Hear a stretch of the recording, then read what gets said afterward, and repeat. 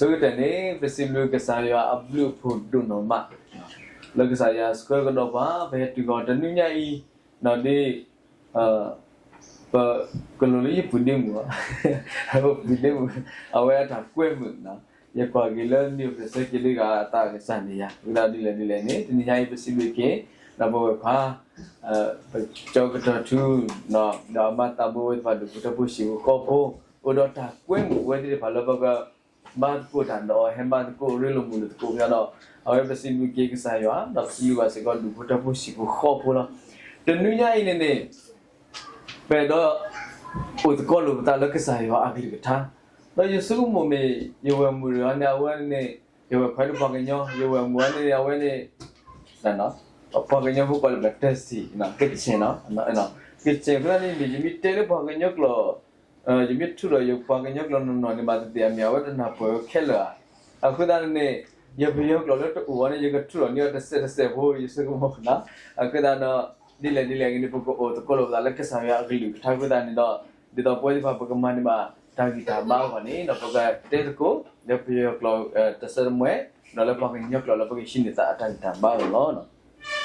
Away to the Yai. Tagi tak lolo pada hari himan ko tadi siapa peh ketuduh seru desi ku sebab kisi nawe bakal pala tun wena kesayo ada malu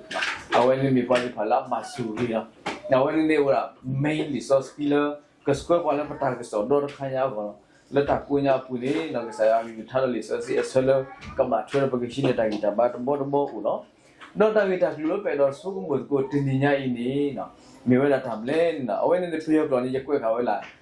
di ni chno ro winyi khon a atwe ko no chno win ga me taya dirina ga ba le so ro no phya the king ga belu lo shi le ko no ko dai phosa bo phya lo shi do swan amya ne gaung sin ga no ko dai phosa bo phya the king ga lo shi do swan amya no ka sa ya lu ba we na no le bo ya pa no ka sa pa ga thu do ta su ta ga mo di ba le pa no ka sa we ni ka sa ya lu ba lo no we ni mi na ta kesol bagi higi balu tu kita. Doi papi ni ne, awal ni mita mui di depan le do, ta di depan ni mita lun no le batang mu lo, ta lun no le batang mu bagi le ta lo, di sana le jono ru buat te tama, loga kisi ngu shau tua le kama, no di sana le ka ajan bu ayi ji le, jono le jong ji tu ane ne le, no pihak di kina tua bu tu, pihak di kina di depan dia bu lu si de sudah bu, no jono le aceh lijen ne winga ma phit pa le patama tchet ka ma le so ro no yong ji chin swan a yong ji chin swan dan na no dan na pada dan na atho no dan na ri ba no ka sa yo e lo lo pa le da lo dan na awe ni me da to to bo lo dan na ni me ta da kha lo lo point yo hi wa tin ni ma no ma da ma hi wa tin no yong ji chin so ro a cha lu ga la pi lo ma yaကျွန်တော်တို့ကိုယ်တိုင်ကဒီယုံကြည်ခြင်းကကျွန်တော်တို့ကိုယ်တိုင်ကနေတည်ဆောက်မဲ့အရာဖြစ်တယ်။အဲဒါကြောင့်မလို့ဘုရားသခင်ရဲ့ကိုယ်တိုင်ကကျွန်တော်တို့ကိုတော့ဒီယုံကြည်ခြင်းကိုကိုယ်တိုင်ဖော်ဆက်ဖို့အတွက်စောင့်တွေကိုဖော်ထုတ်ဖို့အတွက်ဒီယုံကြည်ခြင်းပေးထားခြင်းဖြစ်တယ်နော်။ကျွန်တော်တို့တည်ထားမှာဒီယုံကြည်ခြင်းကဘယ်သူမှလာပေးလို့မရပါဘူး။ကျွန်တော်တို့ကိုယ်တိုင်နေပြီးတော့ဘုရားသခင်ကိုယုံကြည်ဖို့ကျွန်တော်တို့ရှောင်းလန်းတဲ့ဘဝတက်တာမှာယုံကြည်ခြင်းနဲ့ရှောင်းလန်းနိုင်ဖို့ဆိုတာဒါအရင်အရေးကြီးပါတယ်။ဒါတော့ဒါနအဝဲမိတာလို့ဘာဟိဝါတတိပါမေတာတမီလပနောကစားဘာတူထောပကဘာဒူထောတဆောဘာဆောအဝဲမိတာခလော်ရီဒူလဘတောင်မူတာလေလောနော်ခုနတော့တေဝဒါလပြက်ကလည်းယုံကြည်ခြင်းဆိုဒီမှာတစုံတရာတော့သမုတ်တူဦးတယောက်ကိုယုံကြည်ခြင်းဖြစ်ပြီးအကျွတ်မဲ့တက်တည်မပြတ်နိုင်ပြီးတိုင်အောင်ပေါ့နော်အဲ့ဒါယုံကြည်ခြင်းဆိုတာကျွန်တော်တို့တက်တည်ပြလို့များနိုင်ပြီးတိုင်အောင်ယုံကြည်ခြင်းဆိုတာအများအားခံပါနေရမယ်နော်ကျွန်တော်တို့ယုံကြည်သူအများစုကဒီယုံကြည်ခြင်းလက်နဲ့ဒီစောအများအားဖော်ဆက်ဖို့အတွက်ဘုရားသခင်အလိုရှိတယ်။ဆက်ရအဲ့တော့ဝင်လာလူပါဝင်လာဘကထူတော်ပတာစူတန်နာဝေလဘတာမူတာလေအပူလောနော်ဝေကမီတဲဝင်လာမတ်တဲဆလိုခီစီတခီစီခိနေတဲရာပတာထုကပါနော်တော့ပတာနာဒီဒီဖိုင်နိကမီဝရာဖဲပိုတော့ပတာထုပါပိုတော့ပတာနာဒီတာလဘခိလေကဆာယကမလောပနီကွာမတ်တဲဆလိုခီစီတခီစီခိနော် and whatever you ask in prayer you will receive if you have faith ပေါ့နော်ကျွန်တော်တို့ယုံကြည်တွေ့ရှိလို့ရှိရင်ကျွန်တော်တို့တောင်းတမြတ်အရာကိုဘုရားသခင်ကဖြစ်စီပေးမယ်ဘုရားသခင်ကပေးမယ်ဘယ်မျိုးတော့ဒါနနေပတာထ chuku pani ka saya ka ma lo pe lo awe mi ta kha la ka lu lo me me lo luka so do to so ta sin wi chi luka khan ji tek khan ge 30 khon ga ro ba ne ba ti ba ta lo yo ma ti ba ne tu ba phya ta kin ma tat nai do aya ma shi ba for nothing will be impossible with God แล้วจิตการนี้ที่กิริตัวสะดวกเยอะสมมติมี for we walk by faith not by sight ပေါ့နော်ကျွန်တော်တို့ကမြင်ရခြင်းအဖြစ်ရှောက်လန်းနေတာမဟုတ်ကျွန်တော်ရဲ့ဘဝအသက်တာမှာကျွန်တော်ယုံကြည်ခြင်းအဖြစ်ရှောက်လန်းနေခြင်းဖြစ်တယ်နော်ဒီအကြောင်းအရာမှာကျွန်တော်တို့ကျမ်းစာထဲမှာကြည့်မယ်ဆိုရင်မျက်မြင်နှစ်ဦးရဲ့အယုံကြည်ခြင်းကတအားကိုခွန်အားရစရာဖြစ်တယ်နော်အမေတာကိတတိချီယာနော်ဝဲဒီပါတာမူတာလေမျက်မြင်ယုံကြည်မျက်မြင်နှစ်ဦးရဲ့ယုံကြည်မှုကသူတို့ဘယ်လောက်ထိပြင်းထန်လဲဆိုတော့သူတို့ကကြားတယ်သခင်ယေရှုခရစ်တော်ကအခုလိုက်လာပြီးတော့လူနာတွေကိုပြုစုတယ်ကုသရတဲ့တွေကိုသူကြားတဲ့အချိန်မှာ okay နော်သခင်ယေရှုဖျားရဲ့သားတော်နော်သူလည်းသူ့စီကိုရောက်လို့ရှိရင်ရေယုံကြည်ကြည်နဲ့သူသွားပြီးတော့အသနာခံမယ်ဆိုရင်ပေါ့နော်သူ့ရဲ့ယောဂါတွေကြောက်မယ်နော်သူတို့ကမျက်စိမှမမြင်တာတော့မှမွေးရပါမျက်စိမမြင်တာဒါပေမဲ့သူတို့ကဖျားသခင်ယေရှုခရစ်တော်ရဲ့တည်င်းစကားကိုသူတို့ကြားတဲ့အချိန်မှာယုံကြည်တယ်ဒီဖျားရဲ့သားတော်ကသူတို့ကိုတို့တီးလို့ရှိရင်သူတို့မမြင်ရတဲ့မျက်လုံးကမြင်ရမှာပဲဆိုတဲ့ယုံကြည်ခြင်းနဲ့အတူတူပေါ်တယ်နော်သခင်ယေရှုနော်သူပေါ်နေတဲ့အချိန်မှာပရိသတ်တွေဖြစ်သခင်ယေရှုနားလိုက်တွေဖြစ်မအော်တဲ့ဒီမှာသခင်ယေရှုခရစ်တော်ကအလုံးများနေတဲ့နေတို့ဂရုမဆိုင်အားဘူးပြောမှာပဲသူ့ပေမဲ့လည်းသူကခေါ်တာပဲနော်သခင်ယေရှုကျွန်တော်သနာပါနော်ဒါပေမဲ့နောက်ဆုံးကြတော့သူတို့ရဲ့ဇွဲသူတို့ရဲ့ကြိုးစားမှုသူတို့ရဲ့ယုံကြည်ခြင်းကနော်သခင်ယေရှုခရစ်တော်ကအဲ့ဒီအတန်ကိုကြားတဲ့အချိန်မှာသူတို့စီသွားပြီးတော့ကဲနော်တင်တို့ဘာလို့ရှိလဲဘောနော်ဘာလို့ရှိလဲဆိုတော့မြင်ကကျွန်တော်မျက်စိမြင်ခြင်းနဲ့နော်မျက်စိမြင်ခြင်းနဲ့ဆိုတော့သခင်ယေရှုခရစ်တော်ရဲ့တကူတော်အပြင်နောက်ဆုံးမှာသူကိုမြင်ခွင့်ရရှိခဲ့တယ်နော်ကျွန်တော်တို့ကမြင်ရခြင်းအပြင်ယုံကြည်တာမဟုတ်သူတို့ကယုံကြည်လို့ကိုမျက်စိကပြန်မြင်တာနော်အဲ့ဒါဒီလောကရဲ့သဘောတဘာဝကကျွန်တော်တို့မြင်မှယုံကြည်ရလေအဲ့နေကပြန်ငါမယုံဘူးနော်ငါမှမတွေ့ရတာငါမယုံဘူးဆိုတဲ့ဒါလူရဲ့သဘောတရားဒါပေမဲ့မြင်ယုံကြည်သူအမေမြင်နေရယုံကြည်ခြင်းကသူတို့ကမျက်စိမမြင်ရမယ်ယုံကြည်ခြင်းကြောင့်မျက်စိမြင်ရတယ်ဆိုတာကလောကရဲ့သဘောတရားနဲ့ဆက်ကျင်တဲ့အရာဖြစ်တယ်အဲဒါကြောင့်ယုံကြည်ခြင်းဆိုတဲ့အရာကကျွန်တော်တို့မမြင်နိုင်တဲ့အရာတွေကိုမြင်နိုင်အောင်ဖော်ဆောင်ပေးနိုင်တယ်ဖြစ်တယ်အဲကြောင့်ဘုရားသခင်ကဒီယုံကြည်ခြင်းကိုဆိုအတခုအနေနဲ့ကျွန်တော်တို့ဘဝအသက်တာမှာဖော်ဆောင်ဖို့အတွက်အလိုရှိတယ်ဒုတိယတစ်ခုမှာနော်ဒုတိယအဲ့ဒီအကြောင်းအရာမှာကျွန်တော်ကတာရကလေးတစ်ခုပေးချင်တာပေါ့နော်အဲ့ဒီယုံကြည်ခြင်းနဲ့kids say the hardest thing မှာပြောရဲဆိုတော့အဲ့ဒီကျွန်တော်အမေရိကန်မှာတွေ့မဲ့ကလေးတွေကို interview လုပ်တာပေါ့နော်ကပ်ပလီအဖိုးကြီးကြောင့်လည်းကလေးတွေစကားပြောတဲ့ပုံစံလေးတွေ့နေရတယ်အဲ့ဒီအချိန်မှာကလေးတွေကတအားကိုညံကောင်းတဲ့ကလေးတွေပေါ့နော်သူတို့ရဲ့နိုင်ငံမှာကလေးတွေကိုဘယ်လိုတိဆောက်လဲကလေးတွေရဲ့ယုံကြည်ကိုယုံကြည်မှုရှိအောင်သူတို့ရဲ့ဉာဏ်တွေကိုဘယ်လိုရှိအောင်ဆိုတာဘယ်လိုတိဆောက်ပေးလဲဆိုတော့သူကမေးတယ်ကဲသမီးတဲ့ခုနှစ်နေပဲရှိသေးတယ်သမီးကြီးလိုက်ဘာလုပ်မှလဲဆိုတော့သမီးကြီးလိုက်တမန်တော်လုပ်တယ်သမီးမသိလားတဲ့ဒီနိုင်ငံမှာမင်းကလေးတမန်တော်ဆိုတော့မရှိဘူးလေသမီးသိတယ်လေဘာဖြစ်လဲဆိုတော့မင်းကလေးတို့မှမင်းမပေးကြတာလေသူကပြန်ပြောတဲ့ကလေးကအဲ့ဒါနဲ့အဖွေးကြလဲကြီးတာပေါ့နော်အာရပါရကလေးပြောတာဟိုဟာသားလို့ဘာလို့လဲနည်းနည်းပညာပါတာပေါ့နော်အဲ့ဒီချိန်မှာကဲအဲ့ဒါဆိုရင်တဲ့ဒီကလေးကိုမဲပေးမဲ့လူသူတမန်တော်ဖြစ်အောင်မဲပေးမဲ့လူလက်ထောင်ဆိုတော့ယောက်ျားလေးတချို့တော့ထောင်ကြတာပေါ့နော်မင်းကလေးလက်ထောင်ကြဒါပေမဲ့သူကအဲ့ကြည့်ပါလားတော့ဟိုကနေ့လက်ထောင်ပဲလူနည်းနည်းလေးပဲအဲ့ဒါနဲ့ကပ်ပလီဖိုးကြပါဆက်ပြီးလဲဆိုကဲသူမင်းကိုနည်းနည်းလေးအပေးကြပါဦးပေါ့နော်ဆက်ပြီးတော့သူ့ကိုတမန်တော်ဖြစ်အောင်အထောက်ကမဲ့လူတွေလက်ထောင်ပါဆိုတော့လူတွေအများကြီးထောင်ကြတယ်နော်အများကြီးထောင်ကြတယ်နည်းနည်းတော့များတာပေါ့နော်ခုနကအဲ့နဲ့ကဲသူမင်းလေးပဲလို့သဘောရလဲဆိုတော့ကလေးမလေးကသူ့ကိုကြည့်ပြီးတော့အဲ့လူတွေကမယုံရဘူးလေအဲ့လူတွေကမယုံရဘူးလေတန်တရားရှိတယ်ဘာဖြစ်လို့သူတို့ကလူများခိုင်းမှသူတို့ကလက်ထောင်တာတယ်အကောင်လုံးကတမျိုးမဲပေးရှင်လူမဟုတ်ဘူးပေါ့နော်ပြောချင်တာကကျွန်တော်တို့ကအသက်တာမှတစ်ခါလေလူများယုံလို့ကိုလည်းလိုက်ပြီးတော့ယုံကြည်တာတွေရှိတယ်ကိုယ်တိုင်ဘုရားသခင်ကိုယုံကြည်ပြီးတော့လက်ထောင်တဲ့သူဖြစ်ပါစေလို့ပဲဦးအတွက်ပေါ့နော်အားလုံးအတွက်ဆုတောင်းပေးပါလေနော်ဒုတိယတစ်ခုအနေနဲ့ဘုရားသခင်ကကျွန်တော်တို့ကိုဖော်ဆစီခြင်းနဲ့စွမ်းအားတစ်ခုပါလဲဆိုတော့အကောင်းမြင်ပေးတတ်ခြင်းစွမ်းအားနော်အကောင်းမြင်ခြင်းစွမ်းအားကဘယ်လောက်ထိကျွန်တော်တို့ဘဝအသက်တာမှာထိရောက်မှုရှိလဲဘဝကိုတိဆောက်ဆရာတွေဖြစ်စေနိုင်လဲဆိုတော့ကို ဟိုကျွန်တော်ဥပမာတစ်ခုနဲ့ပြောချင်တာပေါ့နော်ကျွန်တော်ပြီးခဲ့တဲ့တရက်ကဟိုစာအုပ်တွေဖတ်တာပေါ့နော်အပေးဟိုခွန်အားဖြစ်စင်မဲ့စာအုပ်တွေဖတ်တော့အဲ့ဒီအရာလေးကိုကျွန်တော်ဖတ်တဲ့အချိန်မှာအဲ့ဒီအရာလေးကိုဖဖိုင်းနဲ့နောက်ဆုံးမှကြာကျွန်တော်ကသူ့ဟာသူမျက်ရည်ကျတယ်ကျွန်တော်မျက်ရည်နည်းနည်းကျတတ်တယ်အဲ့လိုမျိုးဇက်လန်းတွေပါတွေဖတ်တဲ့အချိန်ဘယ်လိုလဲဆိုတော့ဇက်လန်းလေးကဆရာမကအကြောင်းထဲကိုဝင်လာတဲ့အချိန်မှာစာတင်တာပေါ့နော်သူကတင်ချဆရာမဆိုတော့အကြောင်းထဲကိုဝင်လာတဲ့အချိန်မှာကျောင်းသားတွေတော့ထိုင်ကြတယ်နော်အဲ့ဒီကျောင်းသားတွေထဲမှာမှဒီကျောင်းသားတယောက်ဆရာမဒီလောက်စာတင်နေတာကိုသူကစကားပြောတယ်နော်စကားပြောတန်းထဲမှာစကားပြောတော့ဆရာမတို့သူ့ကြည့်လို့မရတော့ဒါမဲ့နိုင်ငံကြီးတွေမှာဆိုတော့ဘာမှသိပြောလို့မရတာမဲ့နောက်ဆုံးရောက်သူမရတော့ဒီကလေးကငါဘယ်တော့ပဲဟိုတင်သူကစကားပြောနေတာပဲအဲ့ဒါနဲ့သူသွားပြီးတော့ပါလို့လဲဆိုတော့အဲ့ဒီကလေးရဲ့ပါးစပ်ကို plaster နဲ့တော့ကတ်ထားတာအဲ့နဲ့တပီးတော့ကလေးမဟုတ်လူငယ်အရွယ်ရောက်နေပြီနော်အဲ့ဒီလူငယ်သူ့ဘာပြောလဲဆိုတော့ဆရာမတဲ့ကျွန်တော်ဒီလိုမျိုးတင်ပြတဲ့အတွက်ကျေးဇူးပါပဲတဲ့သူကကြီးပဲအဲ့ဒီဆရာမစိတ်ထဲမှာတော့ tick နဲ့တော့ဖြစ်တာပေါ့နော်ဟာဒီကလေးကဒီလောက်လောက်ပြီးတော့ငါ့ကိုဒီလိုမျိုးပြောရတာလဲဆိုတော့အဲ့ဒီတောင်းစားလေးလည်းပျော်ပဲနေတတ်တယ်တော့ပျော်ပဲနေတော့နောက်ဆုံးကျတော့သူတောင်းတက်တဲ့အချိန်မှာတစ်ချိန်ကျတော့ကဲဒီလူတွေစာတင်နေတဲ့အချိန်တိတ်စိတ်ဝင်စားကြဘူးသူတို့အတွက်ကောင်းမဲ့အရာတစ်ခုငါစီစဉ်မှဖြစ်မယ်ဆိုတော့ဘာလုပ်လဲဆိုတော့ကဲနေလို့အခုတန်းထဲမှာရှိတဲ့လူတွေကအခုကစာတင်တဲ့အချိန်မှာနေလို့စိတ်ဝင်စားဘူးဆိုရင်နေလို့စာရွက်နဲ့ဘောပဲယူ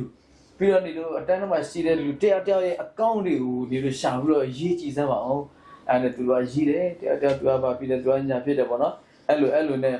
ရေးကြရင်းနဲ့တယောက်နဲ့တယောက်တကယ်ကြီးရေးထားတဲ့ဆိုပြန်ဖတ်ပြီးတော့သူက share လုပ်ပြီးတော့အော်ငါ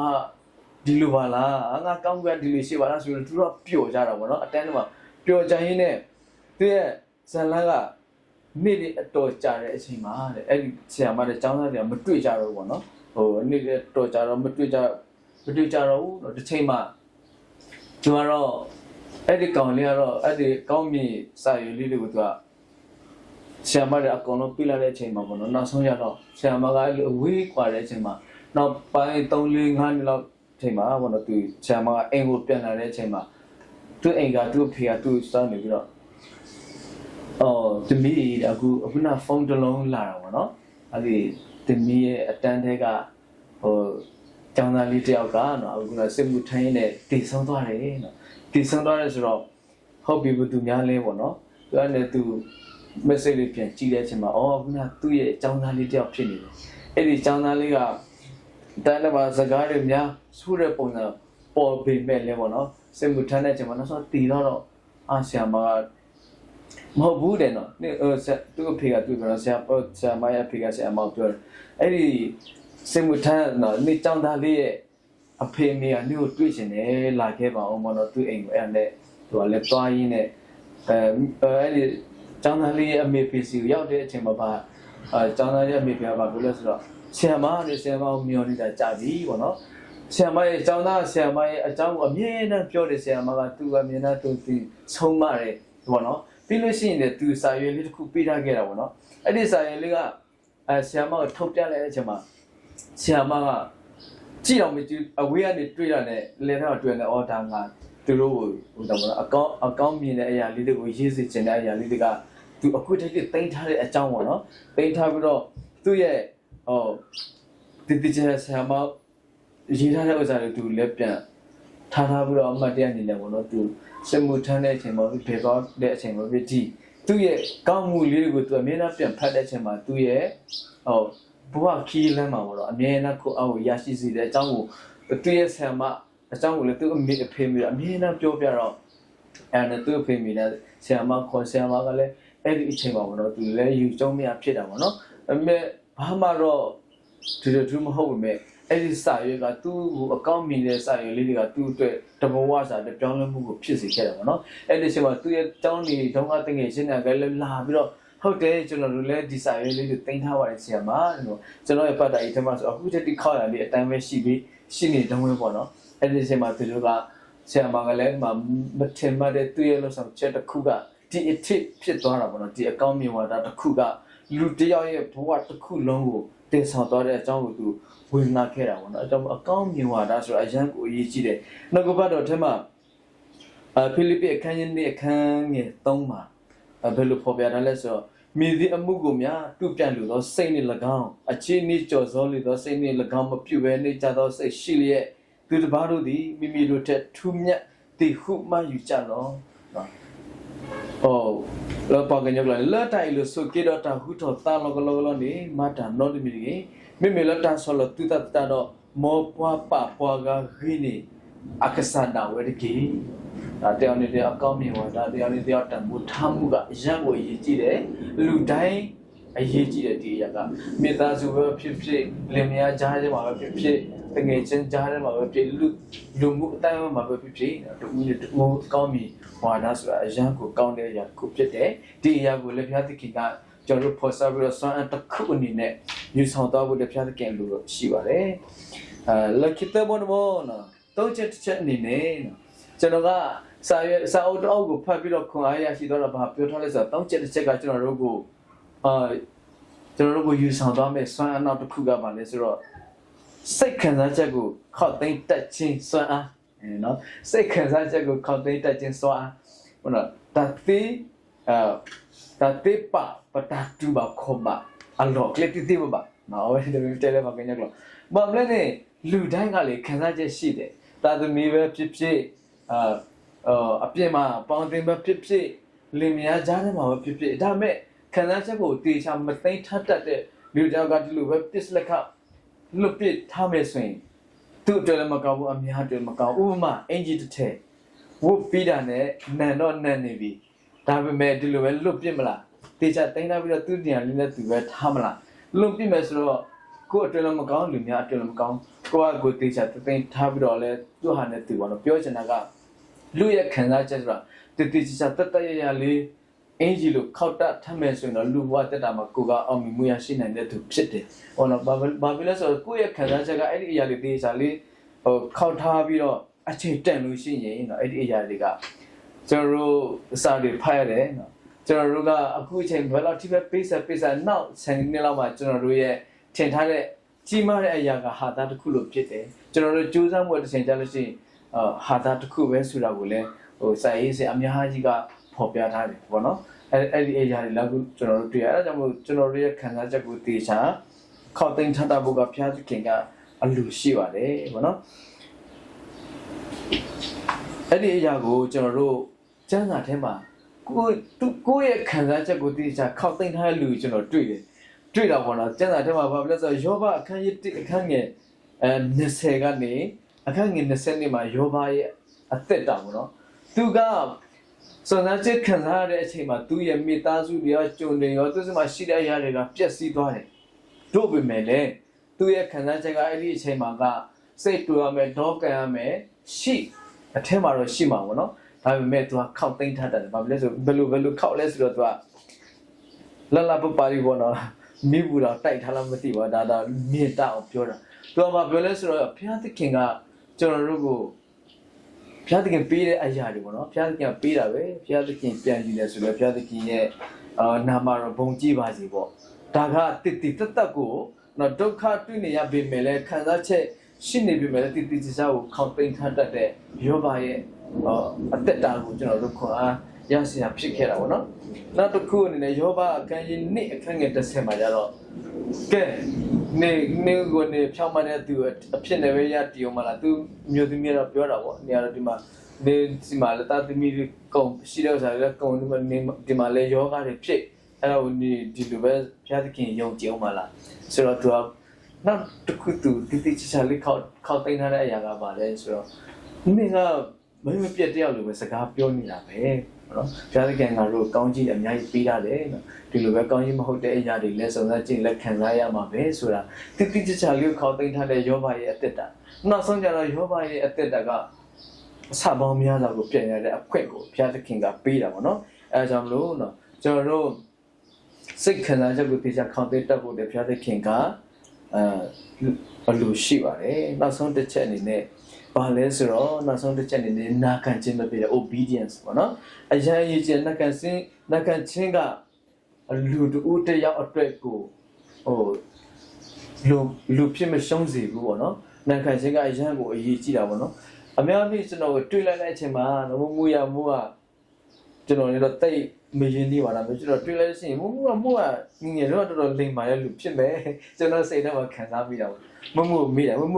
နေအမှုကတော်တော်လိမ်မာပဲလေချင်းသူကလည်းအေးတယ်အဲ့လိုပြောတာပေါ့နော်ဒီပြောချင်တာကလူကြီးမိဘစကားဖြစ်ဖျားသခင်ရဲ့စကားဖြစ်နာခံတတ်တဲ့လူရဲ့အသက်တာကသူ့ဘာသူ automatic သူ့ဘာသူဖြည်းဖြည်းနဲ့တက်တော့တာကိုကျွန်တော်တွေ့ရတယ်ယောဟာခန်းကြီးနဲ့ခန်းကြီး9ကနေ6ပေါ့နော် obeying God war make God love conflict ပေါ့နော်ဘုရားသခင်ရဲ့စကားတော်ကိုနားထောင်တဲ့လူတွေဘုရားသခင်ရဲ့မေတ္တာတရားတွေကိုဖြည့်ဆည်းနိုင်တဲ့လူဖြစ်တယ်ပေါ့နော်ပြီးတော့ခန်းကြီး9တော့ obedient God command is a sign of love for God ပေါ့နော်ဘုရားသခင်ကိုချစ်ခြင်းကျွန်တော်ရဲ့နာခါချင်းကဘုရားသခင်ရဲ့ချစ်ခြင်းကိုပုံဖော်စီတာပေါ့နော်ကျွန်တော်တို့ကဘုရားသခင်အပေါ်ဘယ်လောက်ချစ်လဲဆိုတော့ဖော်ပြပြီးတယ်နော်လူကခန်းကြီး7အခန်းငယ်28မှာ those who hear and obey God message are blessed ပေါ့နော်ဘုရားသခင်ရဲ့စကားတော်ကိုနာခံတဲ့လူဘုရားသခင်နှုတ်ကပတ်တော်ကိုနာခံတဲ့လူကကောင်းကြီးကိုခံစားရတယ်အာဗြဟံရဲ့အသက်တာကလည်းလင်းုံကြည်နဲ့နော်ဘုရားသခင်ရဲ့စကားကိုနာခံတဲ့သားလေးတယောက်တည်းကိုသွားပြီးတော့စက္ကပါပူဇော်ပါနားတော့သွားလာပဲသူ့ပဲအချိန်တက်တဲ့အချိန်မှာဘုရားသခင်ကအံ့ဩဖွယ်အမှုတွေပြုတယ်ဘုရားသခင်ရဲ့စကားကိုနားထောင်တဲ့လူမိဘရဲ့စကားကိုနားထောင်တဲ့လူကိုယ်နဲ့သက်ဆိုင်ရာလူကြီးတွေရဲ့စကားကိုနားထောင်တဲ့လူရသူရဲ့အသက်တာကတနေ့ကြလို့ရှိရင်အံ့ဩဖွယ်အမှုနဲ့ပြည့်မယ်ဆိုတော့ကိုဒါကအာဗြဟံရဲ့အသက်တာမှာလည်းတဲ့ခံရတဲ့ခုဖြစ်ခဲ့နောက်ဆုံးရတော့သူကယုံကြည်ခြင်းဖခင်တို့ဖြစ်လာခဲ့ပါတယ်အာဗြဟံရဲ့အသက်တာအဲဒါကြောင့်မလို့ဘုရားသခင်ကကျွန်တော်တို့ကိုဖော်ဆက်ဖို့အတွက်အလိုရှိတယ်အဲ့ဒီစွမ်းအားတွေဘာဖြစ်လဲဆိုတော့ပြန်ပြီးတော့တေချာကျွန်တော်တို့စဉ်းစားကြည့်မယ်ဆိုရင်ပေါ့နော်စဉ်းစားကြည့်မယ်ဆိုရင်ယုံကြည်ခြင်းဆိုတာလူများကပေးလို့မရအောင်အကောင်းမြင်စိတ်ကလည်းလူများလာပေးလို့မရအောင်ထိုနည်းတူတာပဲကျွန်တော်တို့ရဲ့စိတ်ကခံစားတဲ့စိတ်တိုင်းရဲ့ခံစားချက်တွေကိုခေါက်သိမ်းတက်ဖို့ဆိုတာလည်းဘယ်သူမှလာလုပ်ပေးလို့မရအောင်နောက်တစ်ခုက obedience နားထောင်ခြင်းနာခံခြင်းဆိုတာလည်းဘယ်သူမှလာလုပ်ပေးလို့မရအောင်ဒီအရာတွေကကျွန်တော်တို့နဲ့အတူအမြဲတမ်းရှိနေတဲ့အရာဘုရားသခင်ကကျွန်တော်တို့ကိုလည်းအဲ့ဒီအထက်မှာစွမ်းရည်အများကြီးပေးထားတယ်အဲ့ဒီအရာတွေကိုကျွန်တော်တို့တေချာဆောက်ကတာပြီးတော့သုံးတတ်မယ်ဆိုရင်ဘုရားသခင်ရဲ့စွမ်းကကျွန်တော်တို့နဲ့အတူပါရှိပြီးတော့ကျွန်တော်ရဲ့ဘဝအသက်တာမှာအောင်မြင်တဲ့သူဖြစ်လာမယ်ဘုရားသခင်ရဲ့အလိုတော်နဲ့အညီလဲသွားနိုင်လို့ဖြစ်မယ့်အကြောင်းကိုကျွန်တော်နိုင်ငံဝင်ရရင်နဲ့ဒီလိုချက်ပါတယ်အဲဘုရားသခင်ရောက်စီတိုင်းကိုကောင်းပေးပါစေ